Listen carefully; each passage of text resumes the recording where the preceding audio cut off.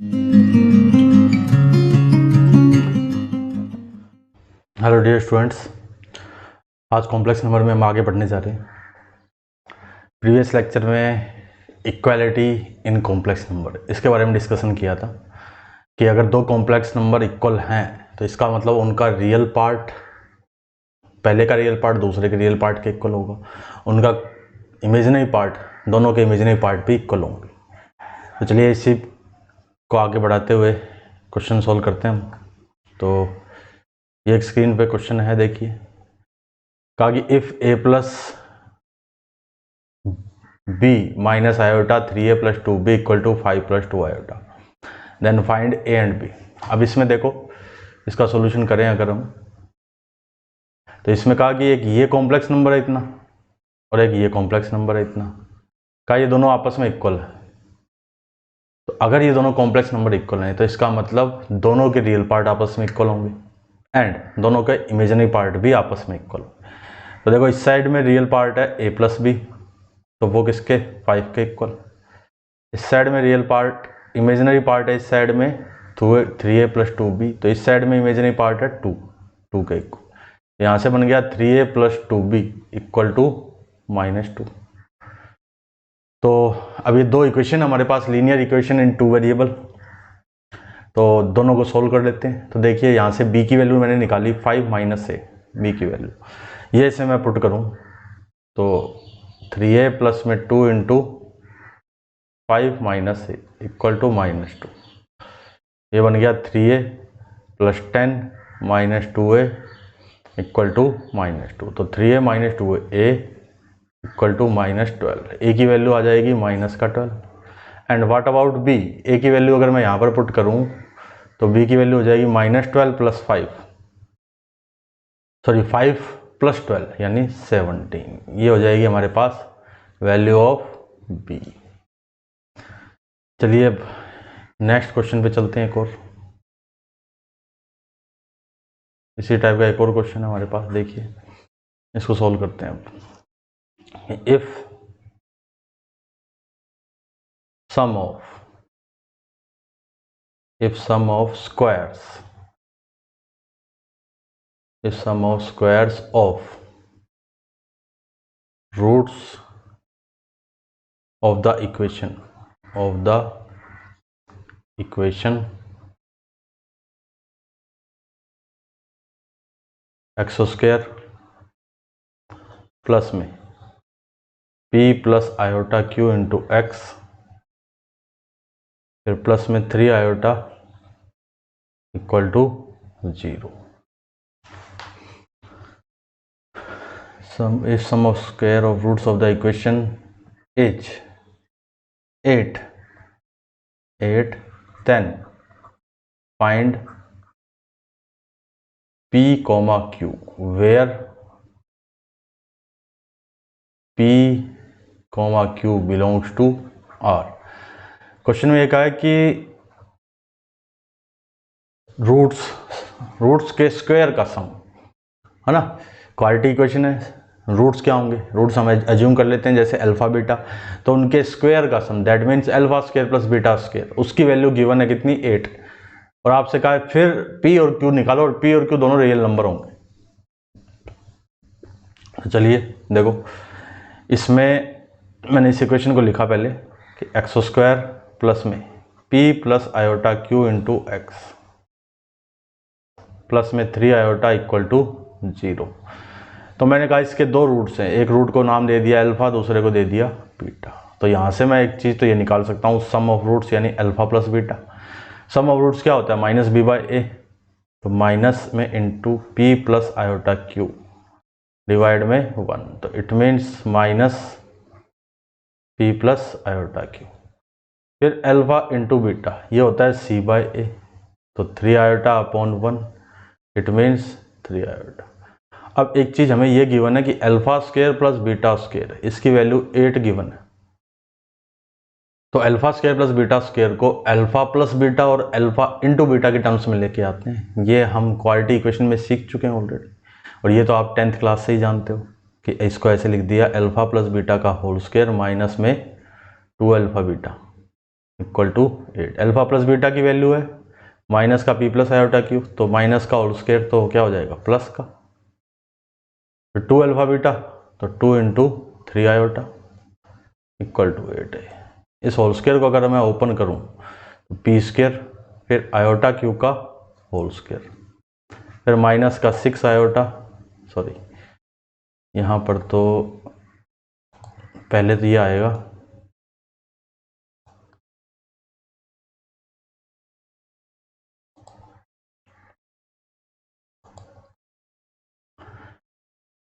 Plus का 2 iota P Q फिर minus का 6 आयोटा इक्वल टू 8। और थोड़ा इसको सिंप्लीफाई करें तो p square minus q square फिर आयोटा कॉमन तो 2 p q minus 6 equal to 8। तो यहाँ से देखो, अब यहाँ पर भी देखो दो कॉम्प्लेक्स नंबर इक्वल आ गए। अब दो कॉम्प्लेक्स नंबर इक्वल कब होंगे, जब उनके दोनों के रियल पार्ट इक्वल हो और इमेजिनरी पार्ट इक्वल हो। तो यहाँ लिख दिया मैंने compare real and imaginary part, compare real and imaginary part. तो रियल और इमेजिनरी पार्ट को अगर मैं कंपेयर करूं तो p square minus q square, ये तो किसके इक्वल हो गया, दोनों के रियल पार्ट इक्वल कर दिए तो 8 आ गया। फिर 2 पी क्यू माइनस 6, तो इस साइड में देखो, इस साइड में आयोटा है, इस साइड में तो आयोटा ही नहीं है, तो इसको ऐसे लिख दें 8 प्लस आयोटा इंटू 0, तो यानी ये किसके इक्वलेंट 0 के। तो यहाँ से पी क्यू आ गया मेरे पास 3, पी क्यू 3 है तो क्यू क्या आ गया, देखो क्यू आ जाएगा अब 3 अपॉन पी। ये क्यू की वैल्यू इस इक्वेशन में पुट कर देते हैं, तो देखो p square minus 9 upon p square equal to 8। इसको एलसीएम लेके सिंप्लीफाई करूँ तो पी की पावर 4 माइनस 8 पी स्क्वायर फिर माइनस 9 इक्वल टू 0। तो ये बनेगा देखो पी की पावर 4 फिर माइनस 9 पी स्क्वायर फिर plus p square minus 9 equal to 0। तो पी स्क्वायर माइनस 9 और इनटू में p square plus 1 equal to 0। तो p square equal to 9 and p square equal to minus 1। देखो यहाँ से पी स्क्वायर इक्वल टू 9 आया,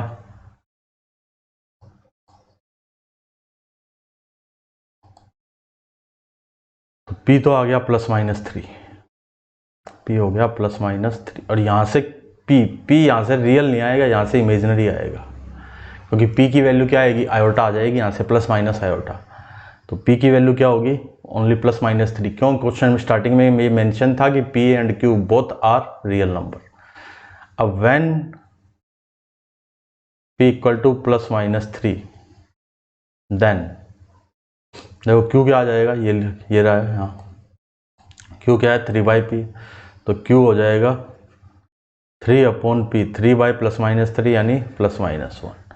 सो p equal to 3 है then q equal to 1 है, और अगर p इक्वल टू 3 माइनस 3 है तो q क्या है, q माइनस 1। तो ये हमारे इस क्वेश्चन के आंसर हैं। पूछा था पी क्यू फाइंड करो, तो p और q की दो वैल्यू पॉसिबल है, p अगर 3 होगा तो q 1 होगा, और अगर p माइनस 3 होगा तो q माइनस 1 होगा। और देखिए स्क्रीन पे एक क्वेश्चन है कि अगर z x plus iota y है ना, तो z की power 1/3 a minus iota b के इक्वल है, x अपॉन a निकालें y अपॉन b, यानी इस ये एक्सप्रेशन अगर इक्वल है तो k की वैल्यू फाइंड करनी है, इस k की वैल्यू। अब जो एक्सप्रेशन गिवन है उसमें देखो आप x अपॉन a और y अपॉन b ऐसे गिवन है उसके अंदर, यानी x की जो वैल्यू होगी उसको a से डिवाइड करें, y की जो वैल्यू होगी उसको b से डिवाइड करें, तो वो जो एक्सप्रेशन आएगा ना वो ऐसा आएगा कि a square minus b square का कुछ मल्टीपल होगा, और वो कितना मल्टीपल होगा ये हमें फाइंड करना है। तो इसके लिए तो हमें x की वैल्यू निकालनी पड़ेगी, या कह दो y की वैल्यू निकालनी पड़ेगी, या कह दो कि पूरे इस जो गिवन है उसको इसमें कन्वर्ट करें। तो देखो x और y की वैल्यू तभी आ पाएगी जब इस एक्सप्रेशन से हम x और y को फाइंड करें। तो जैसे मैंने यहाँ पर लिखा x प्लस आयोटा y, इस पूरे की पावर कितनी है 1/3, equal to a minus iota b. अब x और y तक पहुंचने के लिए इस 1/3 पावर को हटाना पड़ेगा, इसलिए क्यूब कर दिया दोनों साइडों में। देखो तो यहाँ तो बन गया x प्लस आयोटा वाई, इस साइड में बन जाएगा a माइनस आयोटा बी का होल क्यूब। देखिए इधर तो है x प्लस आयोटा वाई, इधर a क्यूब, फिर माइनस में b क्यूब, या ऐसे कर दिया माइनस आयोटा बी का whole cube, a cube plus b cube, plus में 3a स्क्वायर इंटू में b, फिर प्लस में 3a इंटू बी स्क्वायर, ऐसे ये बन गया a क्यूब, माइनस फिर आयोटा क्यूब तो प्लस में आयोटा बी क्यूब, फिर माइनस का 3a स्क्वायर बी आयोटा, फिर आयोटा स्क्वायर तो माइनस का 3ab स्क्वायर, तो यहाँ देखो a क्यूब माइनस का 3ab स्क्वायर, फिर आयोटा वालों को एक साथ लिख दिया, आयोटा वालों को लिखा तो b क्यूब माइनस का 3a स्क्वायर बी, इधर तो है x प्लस आयोटा वाई, इधर भी x प्लस आयोटा वाई। अब यहाँ पर भी देखो दो कॉम्प्लेक्स नंबर इक्वल आ गए, तो इसका मतलब दोनों को क्या करें हम, उनके रियल पार्ट को रियल के इक्वल कर दें, इमेजिनरी को इमेजिनरी के इक्वल कर दें। तो यहाँ लिखा compare real and imaginary part, दोनों पार्टों को अगर कंपेयर करें तो x तो किसके इक्वलेंट हो गया, a क्यूब माइनस में 3ab स्क्वायर के, और y किसके इक्वलेंट होगा, y हो जाएगा b क्यूब फिर माइनस में 3a स्क्वायर b के। तो देखो यहाँ पर x equal to a into A common आ गया ना, तो a square minus 3b square. Similarly इसमें b कॉमन आ गया तो b स्क्वायर माइनस में 3a स्क्वायर। हमें जो फाइंड करना था वो क्या था, x बाय ए। देखो दोनों साइडों को a से डिवाइड कर दिया, इधर x by a equal to a square minus 3b square. y को किससे डिवाइड करें, b से, तो y upon b equal to b square minus में 3a स्क्वायर। तो ये तो आ गया मेरे पास x अपॉन ए और y अपॉन बी। अब क्वेश्चन में क्या था कि x अपॉन ए में से y अपॉन बी को माइनस करें, तो देखो x अपॉन ए, इसमें से मैंने माइनस कर दिया y अपॉन बी को, तो x अपॉन ए की वैल्यू तो थी ये, फिर माइनस y अपॉन बी की वैल्यू है b स्क्वायर माइनस में 3a स्क्वायर। ये बन गया देखो a स्क्वायर माइनस में 3b स्क्वायर, फिर माइनस में b स्क्वायर और प्लस का 3a स्क्वायर, a स्क्वायर और 3a स्क्वायर 4a स्क्वायर, फिर minus 3b square minus b square minus का 4b स्क्वायर, तो 4 कॉमन आ गया यहाँ से, और a square minus b square. तो आप ध्यान से देखिए, अगर हम इनको कंपेयर करें कि जो हमसे पूछा था ये पूछा था, कंपेयर करूँ तो k की जगह पर क्या आ गया, k की जगह पर आ जाएगा 4, और यही हमारा क्या फाइनल आंसर है, k इक्वल टू 4। तो ये हो गया ये क्वेश्चन। चलिए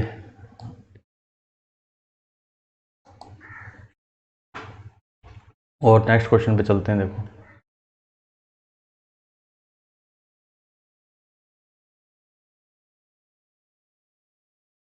नेक्स्ट क्वेश्चन हमारे पास अब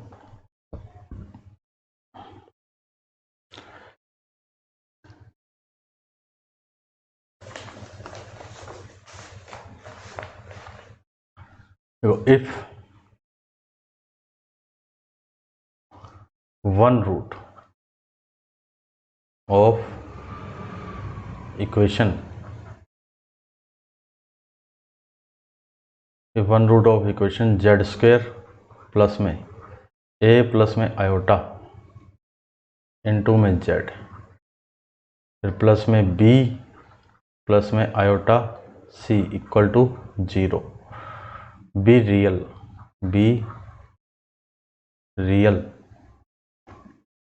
when A comma B belongs to है आर प्लस नहीं, ओनली आर है।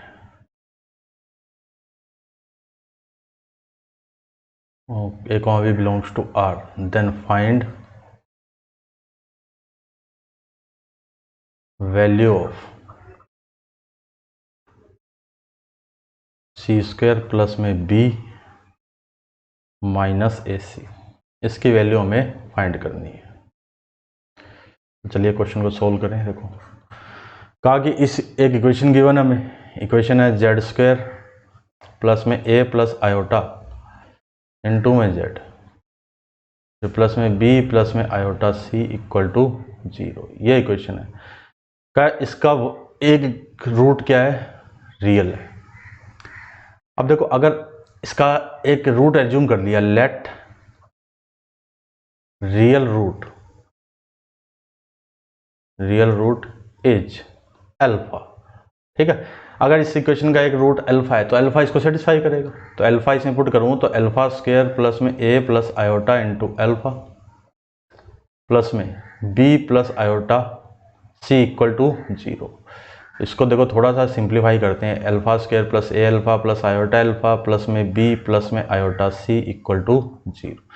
इसमें रियल पार्ट को एक तरफ कर लिया, देखो अल्फा स्क्वायर प्लस ए अल्फा प्लस बी, फिर आयोटा वालों को एक साथ कर लिया, alpha plus c equal to 0। अब देखो एक कॉम्प्लेक्स नंबर 0 के इक्वल आ रहा है, तो ऐसा तो तभी हो सकता है ना, कोई कॉम्प्लेक्स नंबर 0 है, इसका मतलब उसका रियल पार्ट भी 0 और उसका इमेजिनरी पार्ट भी 0। तो देखो यहाँ पे रियल पार्ट तो ये है और इमेजिनरी पार्ट ये है, तो दोनों को इक्वल तो 0 कर दें। Alpha square plus A alpha plus b equal to 0 and alpha plus c equal to 0। तो यहाँ से अल्फा की वैल्यू मिल गई मुझे -c। अब ये अल्फा की वैल्यू इसमें पुट करते हैं, ठीक है। इसमें पुट कर दूं तो क्या बन जाएगा, देखो -c का होल स्क्वायर, फिर a इंटू -c और प्लस में b, ये किसका इक्वल 0 के, तो सी square minus A C plus में b इक्वल टू 0। इसी की वैल्यू पूछी थी, देखो सी square plus B minus A सी, तो यानी क्या आंसर आ गया, 0 आंसर आ गया।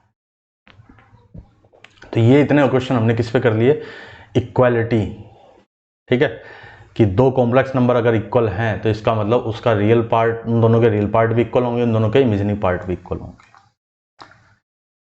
चलिए अब आगे आते हैं नेक्स्ट टॉपिक पे, रिप्रेजेंटेशन या रिप्रेजेंटेशन ऑफ कॉम्प्लेक्स नंबर। या इससे पहले हम देखो दो चीज़ें पढ़ते हैं कॉम्प्लेक्स नंबर से रिलेटेड। तो फर्स्ट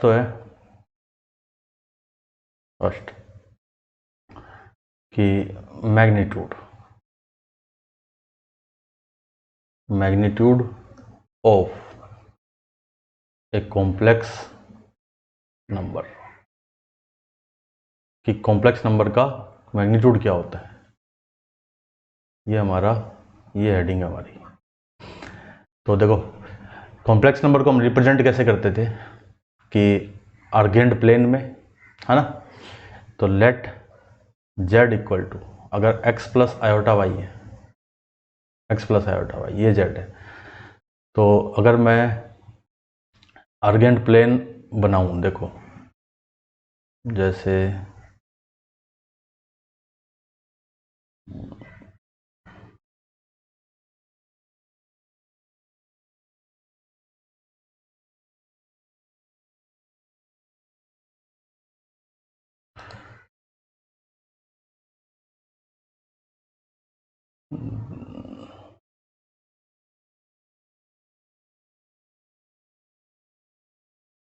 देखो ये खींचा मैंने, एक रियल एक्सेस और इमेजिनरी एक्सेस बना दिया, ठीक है।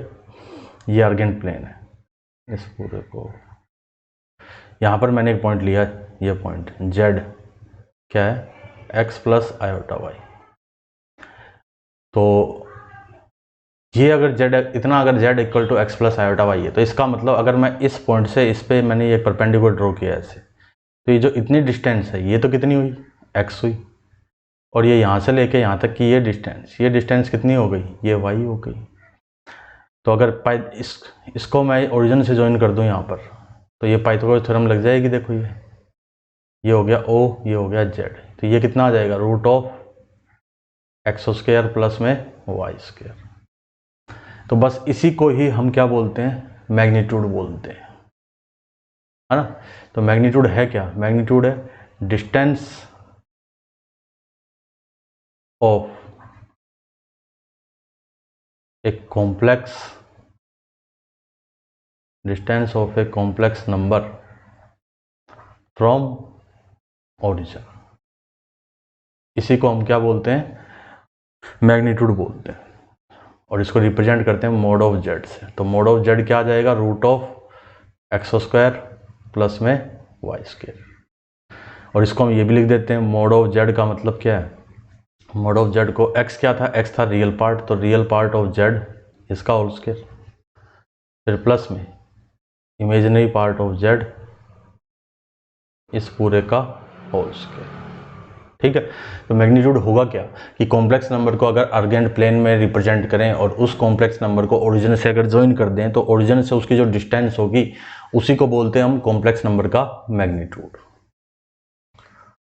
एग्जाम्पल के लिए देखो, जैसे z 1 + 4 आयोटा है, तो मोड ऑफ z कितना हो जाएगा, मोड ऑफ z हो जाएगा 1 का होल स्क्वायर फिर प्लस में 4 का होल स्क्वायर, यानी रियल पार्ट 1 था, इमेजिनरी पार्ट ये हो गया रूट ऑफ 17। ऐसे ही एग्जाम्पल z अगर ये है 3 - 4 आयोटा, तो मोड ऑफ z कितना हो जाएगा, रूट ऑफ रियल पार्ट 3 का होल स्क्वायर फिर प्लस में -4 का होल स्क्वायर, तो ये हो गया 5। तो उम्मीद करता हूँ मैग्नीट्यूड का तो मतलब समझ में आ गया। मैग्नीट्यूड का क्या मतलब है कि अर्गेंट प्लेन में अगर हम कॉम्प्लेक्स नंबर उस पॉइंट को प्लॉट करें तो उस पॉइंट की और ओरिजिन के बीच की जो डिस्टेंस है उसको हम क्या बोलते हैं, मैग्नीट्यूड बोलते हैं। तो देखो, एक तो ये टर्म बता दिया आपको, हालांकि इसको डिटेल में भी पढ़ेंगे हम आगे जाके, डिटेल में इसकी प्रॉपर्टीज़ वगैरह सब कुछ डिटेल में पढ़ेंगे। अभी जस्ट इंट्रो दिया, अभी एक इंट्रोडक्शन दिया कि व्हाट इज मैग्नीट्यूड और क्या कैसे फाइंड करना है। ठीक है, रियल पार्ट निकाल लो, इमेजिनरी निकाल लो, रियल का स्क्वायर प्लस इमेजिनरी का स्क्वायर, ठीक है, और उसका स्क्वायर रूट, तो ये क्या हो जाएगा, ये हो जाएगा उस कॉम्प्लेक्स नंबर का मैग्नीट्यूड। अब आते हैं देखो सेकेंड टर्म,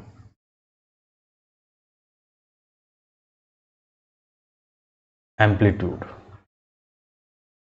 या फिर इसको हम आर्गुमेंट भी बोल देते हैं, हालांकि दोनों सेम चीज़ें नहीं होती, थोड़ा सा डिफरेंस होता है एम्पलीट्यूड एंड आर्गुमेंट दोनों में, ऑफ ए कॉम्प्लेक्स नंबर, एक कॉम्प्लेक्स नंबर का एम्पलीट्यूड बोल दो या फिर आर्गुमेंट, हालांकि थोड़ा सा डिफरेंस है इनमें दोनों में। अब अभी अभी पढ़ा था हमने, अभी ये पढ़ा था ना कि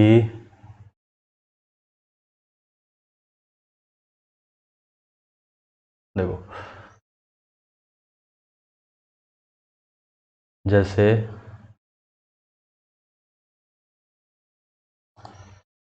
यहां पर ये पॉइंट है z = x + i/y, तो अभी बताया इससे ये तो परपेंडिकुलर ड्रॉ किया, तो ये डिस्टेंस तो होगी y, ये डिस्टेंस x, ये डिस्टेंस y, इसको मैंने इधर ज्वाइन कर दिया ऐसे ही है, तो ये जो एंगल बनाना है, ये एंगल, ये वाला एंगल, ठीक है, positive direction of positive x axis के साथ जो एंगल बना, तो उसको हम वो एंगल बोलते हैं थीटा, थीटा यानी आर्गुमेंट। ठीक है, तो ये जो एंगल बनेगा, देखो कौन सी एंटी क्लॉकवाइज डायरेक्शन में, angle between radius vector of complex number and positive real axis is amplitude. ठीक है, या आर्गुमेंट, एम्पलीट्यूड एंड आर्गुमेंट, दोनों लिख रहा हूं, इसका मतलब ये नहीं कि दोनों एक ही चीज है, दोनों में डिफरेंस है।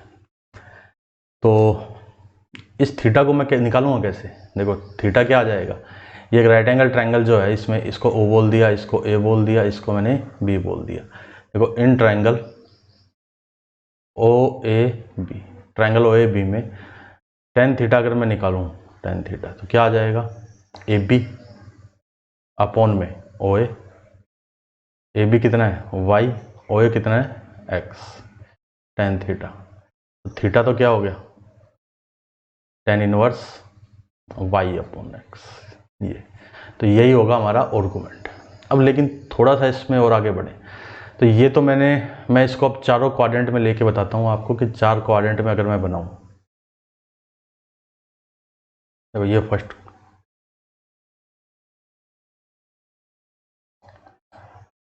पहले मैंने फर्स्ट क्वाड्रेंट में तो मैंने बता ही दिया। अब अगर मैं बताऊं कि ये पॉइंट अगर सेकंड क्वाड्रेंट में, तो मैंने इसको ज्वाइन किया ऐसे ही,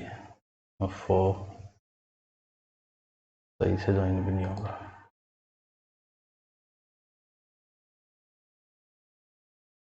देखो यहाँ मैंने पॉइंट लिया, इसको मैंने इससे ज्वाइन कर दिया ऐसे, ये। तब आर्गुमेंट तो ये वाला होगा, इट इज़ क्या है, ये है आर्गुमेंट ए आर जी जेड, ठीक। और अगर मैं लूँ इसको थर्ड क्वाड्रेंट में, तो देखो जैसे थर्ड क्वाड्रेंट में ये ऐसे, तब ऐसा नहीं इधर इधर से ज़्यादा, क्योंकि इधर से आएंगे तो 180 से ज़्यादा हो जाएगा। तब हम थर्ड और अगर फोर्थ में है तो इस साइड से काउंट करते हैं, यानी ये वाला एंगल है, ये वाला ए आर जी जेड। और अगर फोर्थ में पॉइंट, अगर फोर्थ में हो, देखो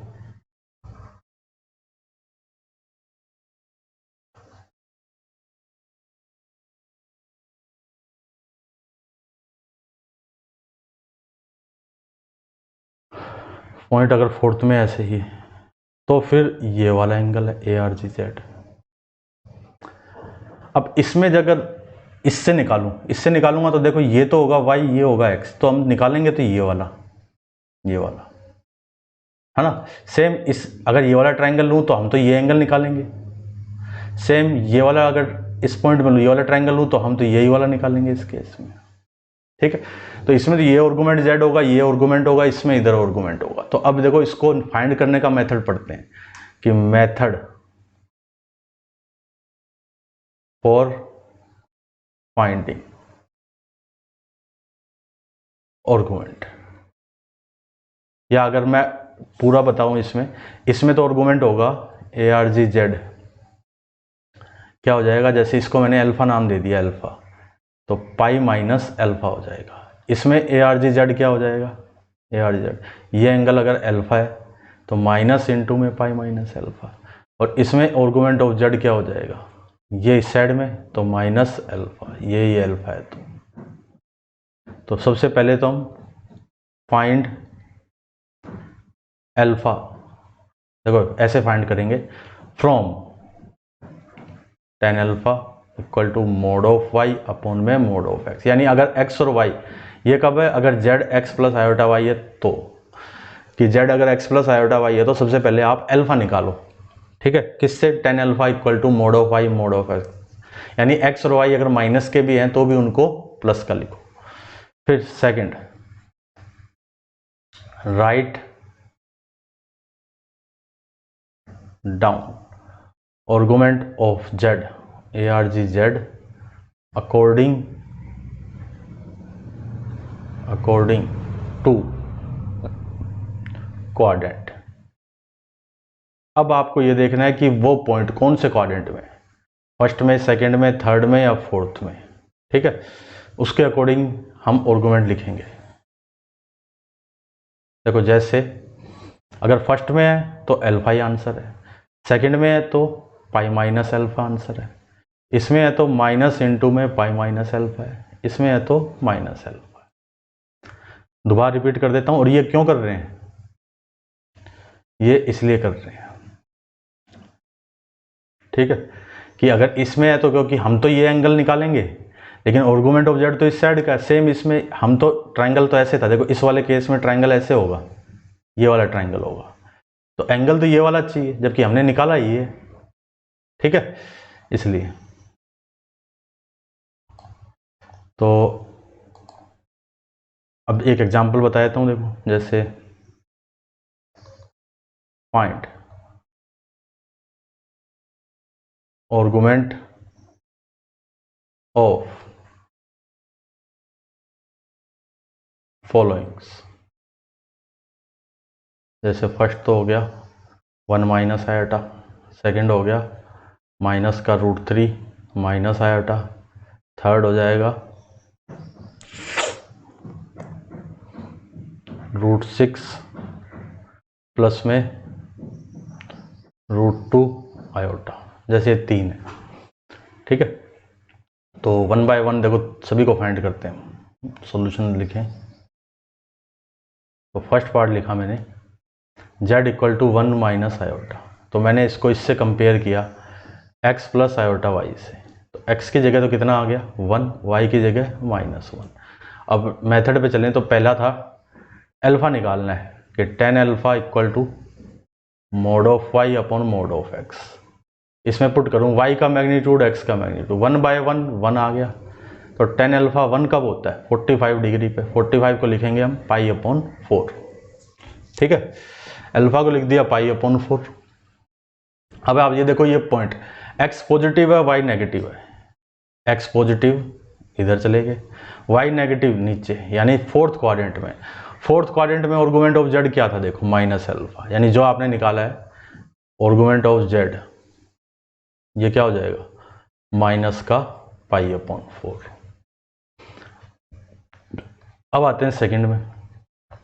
सेकंड में लिखा है z माइनस का √3 माइनस आयोटा, माइनस का तो √3 फिर माइनस आयोटा। तो इसमें अगर मैं कंपेयर करूं तो x तो माइनस का √3 और y है माइनस का 1।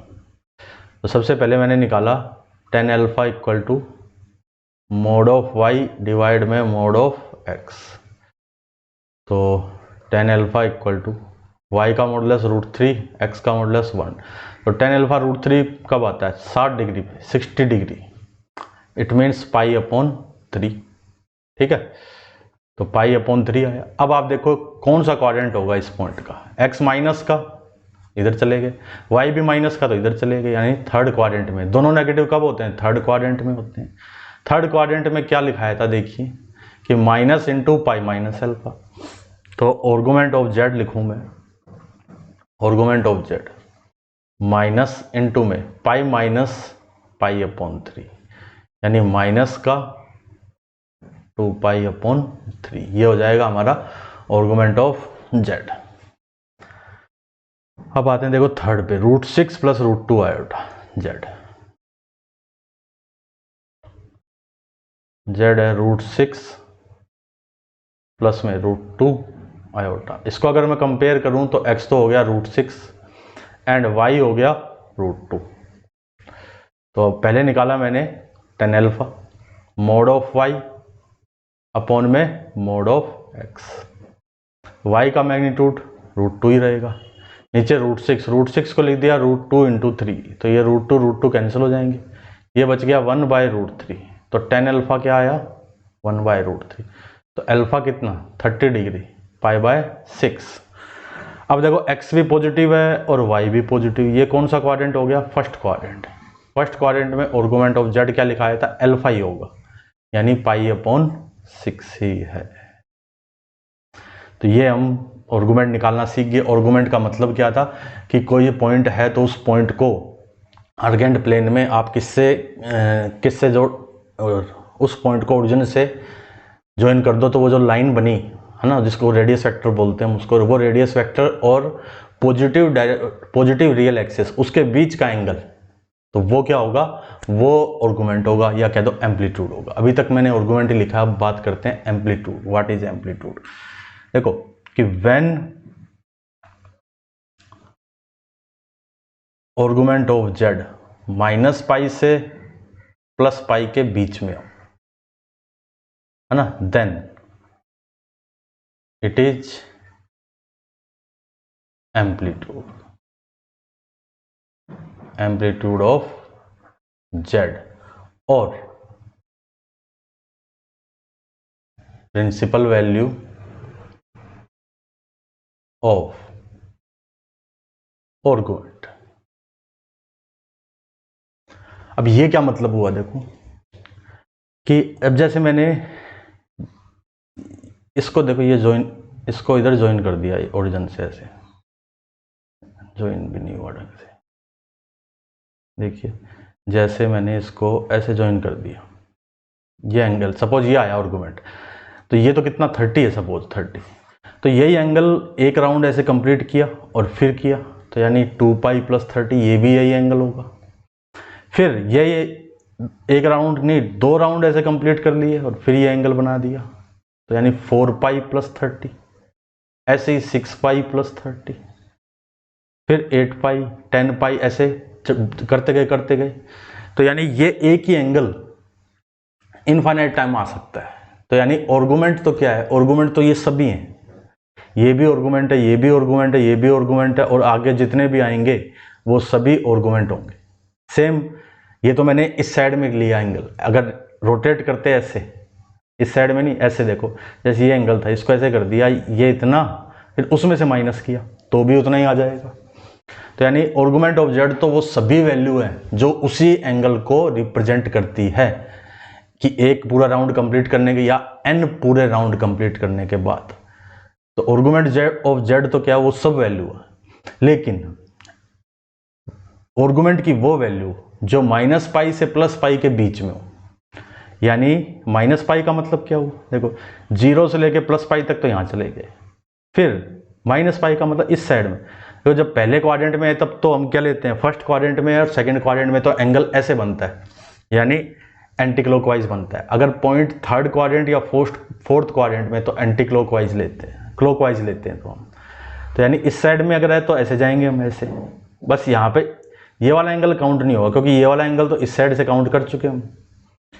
तो इसका मतलब अगर पहले 4 क्वाड्रेंट, फर्स्ट चार का मतलब -π से +π के बीच में, ठीक है, जिसमें लास्ट तीसरा चौथा कौन सा, क्लॉकवाइज।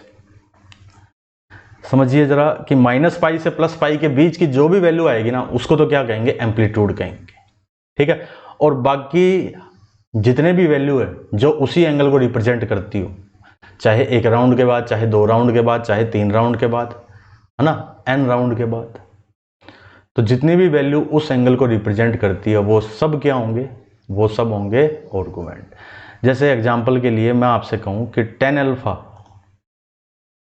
जैसे किसी का आर्गुमेंट ऑफ जेड जैसे लिखा π/3 60 डिग्री है, ठीक है, 60 डिग्री, तो उसका आर्गुमेंट ऑफ जेड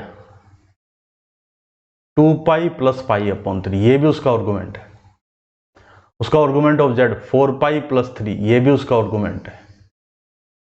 50π + π/3, ये भी उसका आर्गुमेंट है, ठीक है। हाँ, लेकिन एम्पलीट्यूड ये है, एम्पलीट्यूड ऑफ जेड ये ही है, ये एम्पलीट्यूड नहीं होंगे, ये सारे के सारे एम्पलीट्यूड नहीं, ये ओनली आर्गुमेंट है। तो उम्मीद करता हूं ये समझ में आ गया होगा, है ना। या अगर और देखो 10 ट्रिग्नोमेट्री अगर थोड़ी बहुत पढ़ी बेटा, जैसे ये 10 का ग्राफ होता है ऐसे,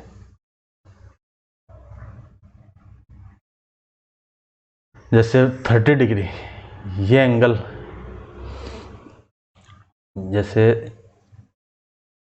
यहां पर इस पॉइंट पे भी ये वैल्यू आती है, इस पॉइंट पे भी ये वैल्यू आती है, इस पॉइंट पे ये जो भी है ना, तो ये एक ही वैल्यू देखो बहुत बार आएगी, बहुत बार। तो वही बात यहाँ पर है कि जो π/3 है वो 10 में बहुत सारे एंगलों पे आएगा, या कह दो सॉरी π/3 नहीं, π/3 पे कितना आता है, √3। हाँ, √3 जो है वो π/3 पे भी आएगा, इस पे भी आएगा, फिर इस पे भी आएगा, तो बहुत सारे पे आएगा। तो सभी के सभी क्या हैं, आर्गुमेंट। 1 राउंड के बाद, 2 राउंड के बाद, 3 राउंड के बाद, वो सभी क्या होंगे, आर्गुमेंट होंगे।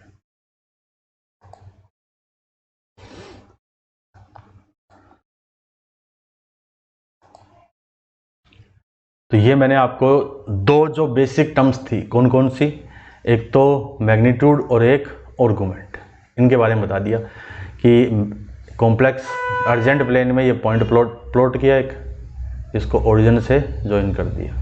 तो ये जो डिस्टेंस है यहाँ से लेके यहाँ तक की ये डिस्टेंस, ये तो क्या हो गई, ये डिस्टेंस, ये तो हो गई मोड ऑफ जेड।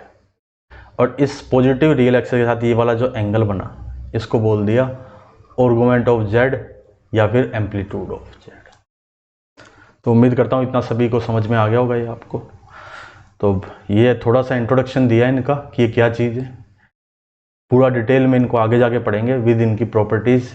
ठीक है, तो आज के लिए इतना ही, मिलते हैं नेक्स्ट लेक्चर में।